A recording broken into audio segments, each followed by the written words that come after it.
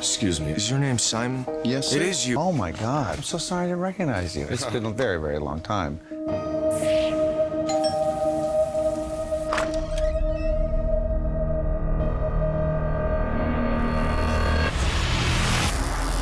Simon says, new house.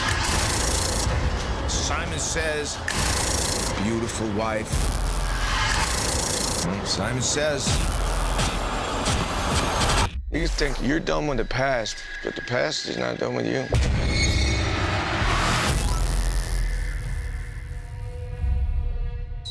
네, 두 번째 소개드릴 작품은 나온 지 한 3, 4년 됐죠. 더 네. 기프트라는 작품. 저 이 영화 존재를 모르고 있어가지고요. 더욱 충격적이었습니다.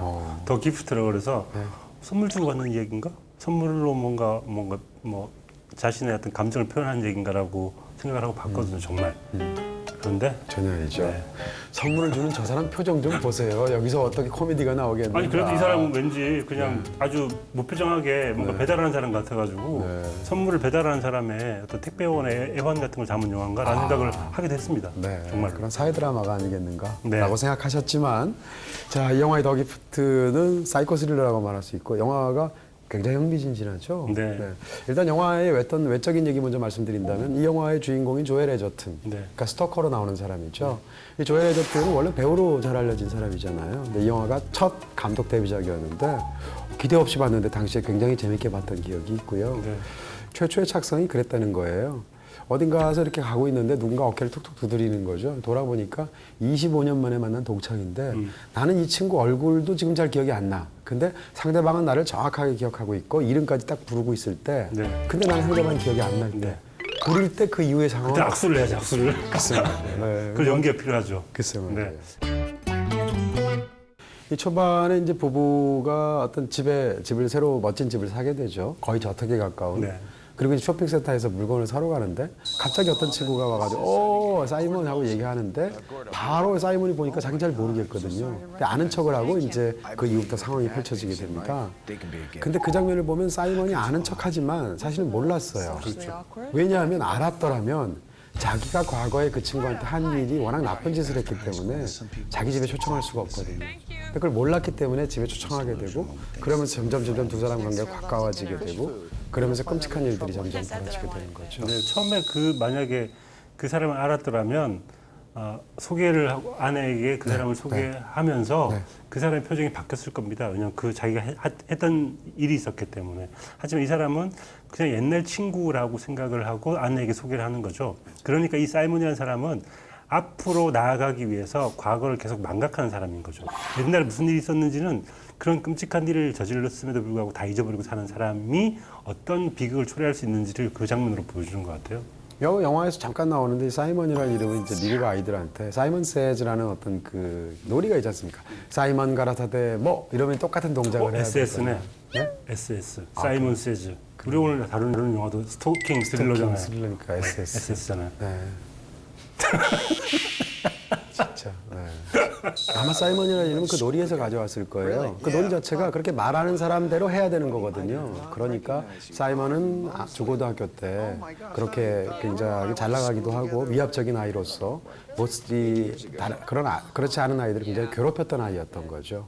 근데 항상 괴롭힌 사람들은 기억을 못하고 괴롭힘을 당한 사람은 기억을 하지 않습니까? 그러다 세월이 20몇 년이 지나게 됐고 그러다 이렇게 딱 만나게 된 거죠. 그런 면에서 참 흥미롭게 되는데 영화를 보다 보면 처음에는 우리는 주인공들 위주로 이입해서 보게 되다 보니까 당연히 또 이제 조엘 에저튼이라는 스토커를 굉장히 나쁘게 보게 되는데 이 영화는 또 마담 사이코하고 약간 그 심적인 결이 좀 다르죠. 왜냐하면 과거의 피해자이긴 했으니까. 그럼에도 현재 이 사람의 범죄가 용납될 수는 없지만 그럼에도 불구하고 이 비극 자체는 단순하게 보기는 어려운 측면이 있다라는 거죠.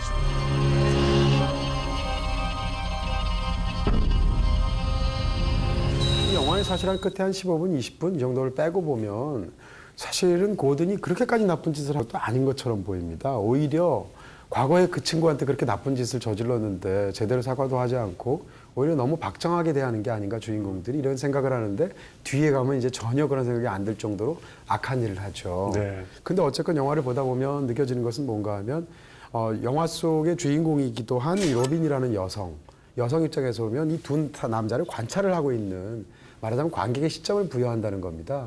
우린 처음 입장에서는 당연히 그 외부의 스토커인 이 고든이라는 사람을 로빈의 시선으로 굉장히 나쁘게 차갑게 보게 되는데 점점 이 시선이 이렇게 돌아가게 되고 남편을 향하게 되죠. 내가 세상에서 제일 잘한다고 생각했던 남편의 이상한 측면, 이상했던 과거, 안 좋았던 일들 같은 것을 점점 알면서 이 주인공은 사실은 뒤편으로 가다 보면 두 남자가 다 무서운 상황에 닥치게 되는 그런 이야기들이 흥미진진하게 펼치고 있죠. 그러니까 이 영화에서 우리가 마음이 가는 사람은 계속 로빈일 수밖에 없고 로빈이 두 남자를 어떤 식으로 바라보느냐인데 의심이란 가장 강력한 공포이자 의심이란 가장 강력한 진실인 것 같아요. 그러니까 그런 얘기를 하죠. 로빈이 Someone lies to you enough, you just stop believing anything they say. 그러니까 이 사람 로빈에게는 그 의심이라는 것이 가장 강력한 진실이어서 아무리 사이먼이 어떤 말을 해도 믿을 수 없게 된 거죠. 그러니까 진실이란 확고부동한 진실이 있는 게 아니라 누가 그걸 믿어주느냐 아니냐가 어쩌면 진실의 척도인데 그러면서 로빈이 가지고 있는 그 진실의 척도라는 게 어쩌면 이 영화에서 보여주는 우리가 진실이 무엇인지를 얘기하는 그 주제인 것 같습니다. 맞습니다. 이게 사실은 영화를 보다 보면 상당히 많은 부분을 저택 안에서 해결하지 않습니까? 사실 이런 공간적인 한정은 제작비랑 관련이 있어요. 저예산 영화라서 그런 집 거고. 좋던데?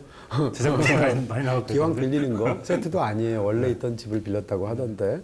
근데 이 영화에서 보면 그 집을 활용하는 방식이 굉장히 놀라운 부분들이 있습니다. 예를 들면 그 집은 굉장히 두 사람이 살기에 큰 집이거든요.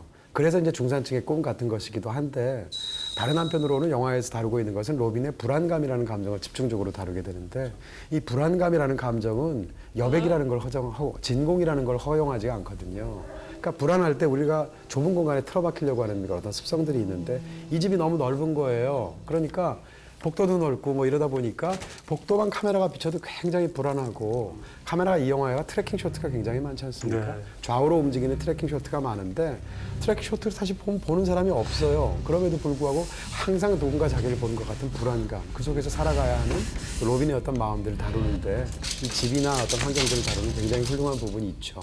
근데 이 트래킹 쇼트가 사실 영화 다 보고 나면 사실은 누가 없었다고 말하기도 어렵잖아요. 그런 부분에서도 굉장히 흥미롭고 네. 또 한 가지만 더 말씀을 드린다면 유리창인데 이 집이 이제 통유리로 돼 있단 말입니다. 일부러 그런 집을 섭외를 했을 텐데 영화의 첫 장면을 보면 이 집에서 살기 위해서 꿈에 부풀어서 둘이 이제 집을 쭉 둘러본 다음에 부동산 업자랑 같이 집 좋은데? 라고 부부가 서로 동의하는 장면이 있어요. 근데 그 장면을 어떻게 찍었냐면 한 사람은 집 안에 있고 한 사람은 집 밖에 있습니다. 남편이 밖에 있고 안에서 둘이 집 좋다라고 같은 이야기를 하고 있고 남편은 심지어 유리창이 이렇게 통유리니까 입김을 불어서 이렇게 하트까지 만들어서 로맨틱하게 미국에도 그런 거 하더라고. 네. 그렇게 하게 되는 장면이 나오게 되죠.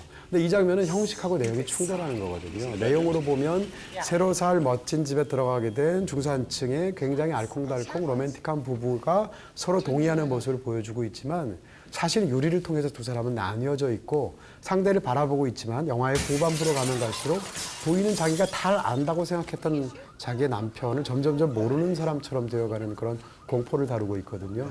그런 면에서 빤히 볼 수 있지만 둘 사이에는 명확한 벽처럼 가려져 있는 그런 유리창을 영화가 다루게 되는데 이 유리창에 관한 부분들은 뒷부분으로 가서 점점 강화가 되고요. 네. 영화의 강화유리죠, 강화유리. 강화유리요. 네. 맨 마지막이 되다 보면 고든이 유리창 너머에 그들을 바라보는 굉장히 섬뜩한 쇼트 그 장면으로 활용점정하게 되는 거죠.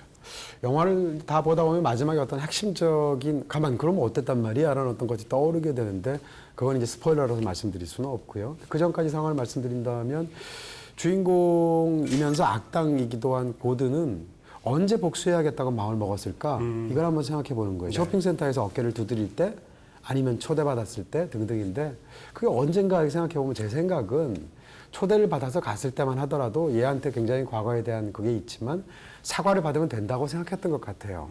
근데 그 집에 처음 찾아갔었고 어쨌건 같이 이야기를 나누게 됐고 심지어는 그 정부의 민간인 사찰 얘기를 자기가 화제로 꺼내면서 눈이라는 얘기까지 했거든요. 그 이런 식으로 이대로 네가 사과하지 않으면 위험한 일이 생길 수 있다는 암시까지 했음에도 불구하고 이 냉장고에서 어떤 메모를 보게 되는데 그 메모를 보면 자기를 지금도 경멸하고 있다는 걸 알게 되고 그리고 나서 함정을 파죠. 자기 집으로 초대를 하게 되는데 거기서 어떤 녹음기를 틀어놨는데 결정적인 실수를 또 하게 되죠.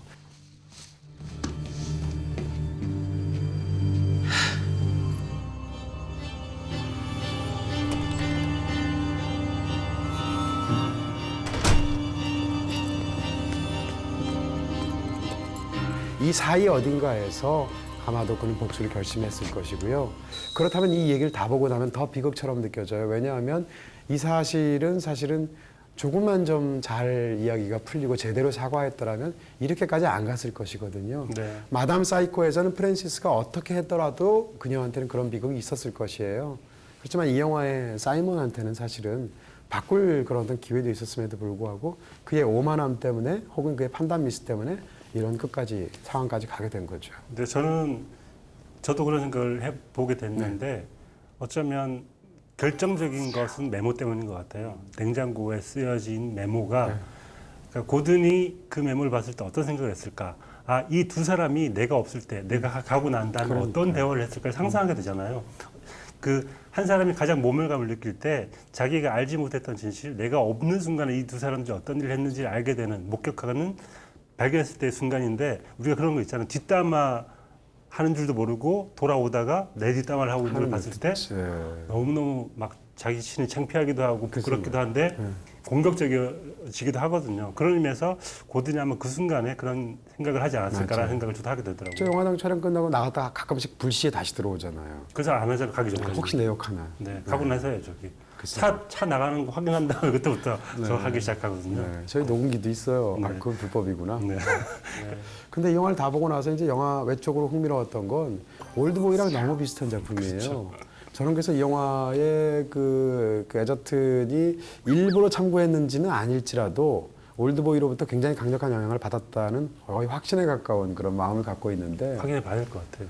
네, 저도 그런 생각이 들지만 그래도 심증밖에 없는 거 아니에요? 그럼에도 불구하고 비슷한 점이 정말 한 30까지는 되는 것 같아요. 네. 일단 그냥 스포일러가 안 되는 점에서 말씀드린다면 두 남자 고등학교 동창생이 고등학교 때 있었던 더군다나 가해자가 상대에 대해서 무심코 했던 험담 때문에 피해자는 결정적인 피해를 입은 근데 가해자는 그 사실을 기억조차 못하고 있는 그러다가 세월이 흘러서 피해자가 가해자에게 이 모든 복수를 차근차근 단계를 밟아서 하는 이런 부분에서도 똑같고요. 그다음 복수라는 방식도 굉장히 비슷하고 이 복수의 결과적인 핵심적인 부분은 상대의 마음에 영원히 잊을 수 없는 어떤 의심과 불안과 공포를 심어주는 거거든요. 의심을 심어주는 거죠. 네. 그런 모든 부분들까지 이 영화에서 사실은 만들어내는 방식이 올드보이랑 굉장히 비슷해서 네. 이것은 뭐 이걸 표절이라고 다 말할 수는 없겠지만 네. 굉장히 비슷한 강력한 영향을 받은 작품이다라고 말할 수 있을 것 같아요.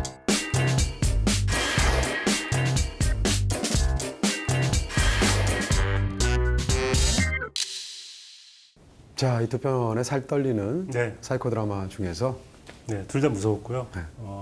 어쩌면 더 기프트가 제목에서 주는 반전 때문에 좀 더 무서웠나 싶기도 한데 조금 더 좋았던 영화는 저한테 공포 혹은 생각할 거리를 많이 준 영화는 마담 사이코였고요. 네.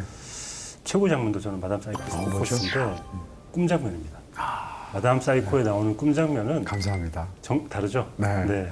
정말 절묘한 장소에서 이 모든 것들을 믿고 있는 관계를 한 번 배신하고 그것이 어쩌면 진실이고 또 다른 게 꿈일지도 모른다는 이 혼동을 주면서 꿈이 무엇이고 환각이 무엇이고 현실이 무엇인지를 약간 혼동하게 만들었다는 의미에서 굉장히 중요한 꿈 장면이 적합한 위치에 있었기 때문에 전 최고의 장면으로 꼽고 싶습니다. 네, 이 영화 만든 사람이 이제 닐 조던 감독인데 닐 조던 감독 영화 중에 뛰어난 작품이 참 많잖아요. 크라잉 게임이 뭐 저는 크라잉 잊혀지지 게임. 않죠. 네, 제가 제일 좋아하는 작품은 푸주간 소년이라는 작품인데 네, 그것처럼 지금 말씀하신 그 장면 아까도 말씀드렸지만 닐 조던이 사실은 얼마나 테크닉이 뛰어난 네. 그런 감독인지 사실 그 장면에서 여실하게 네. 보여준 게 아닌가 싶습니다. 최고 영화 어떤 겁니까? 저는 두 편 중에 더 좋아하는 건 더 기프트예요. 그래요? 더 다르네요. 기프트를 더 좋아하는데 네. 저도 장면에서는 마담 사이코에서 고르고 싶고요. 네. 마담 사이코의 그 장면 중에서 아까 두 장면 중에 나머지 하나입니다. 네. 이자벨 이페르라는 희대 명배우의 발연기.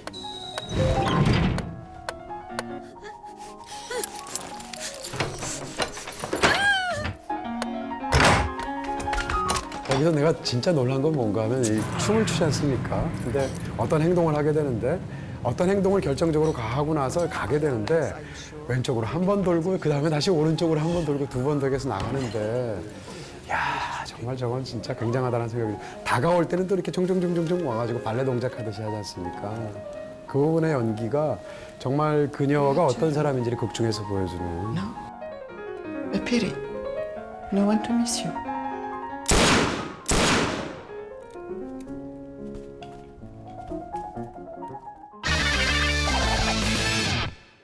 네, 이렇게 해서 오늘은 스토킹 스릴러라는 주제로 네. 이 두 편의 영화를 여러분께 소개해드렸습니다. 이제 한여름은 지나갔지만 또 이런 서늘한 영화를 보면서 주변을 한번 둘러보는 것도 좋을 것 같습니다. 네, 영화를 통해서 약간 이렇게 또 긴장감 같은 거 받는 것도 좋지 않겠나 싶습니다. 자, 이 두 편 모두 BTV에서 보실 수 있습니다. 저희는 다음 주에 뵙겠습니다. 감사합니다. 수고하셨습니다.